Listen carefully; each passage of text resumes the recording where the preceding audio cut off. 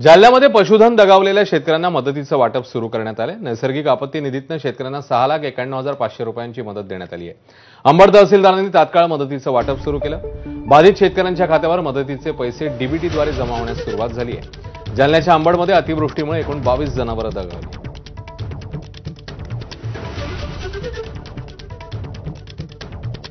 22 पशुधन मयत झालेले होते। त्यामध्ये काही वीज पडून होते, काही पुरात वाहून होते, काही पाण्याच्या ह्याच्यामुळे अडलेले होते।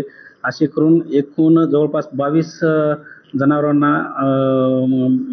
आम्ही अनुदान दिलेलं आहे।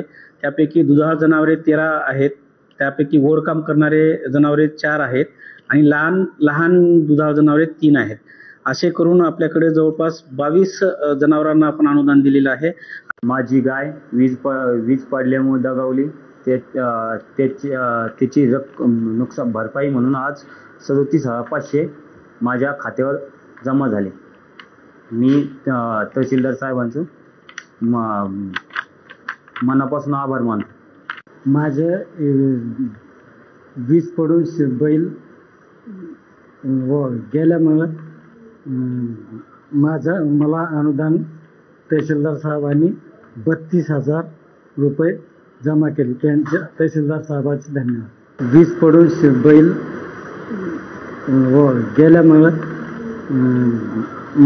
मला अनुदान तहसीलदार साहेबांनी 32,000 रुपये जमा केले। त्यांच्या तहसीलदार साहेबांचे धन्यवाद।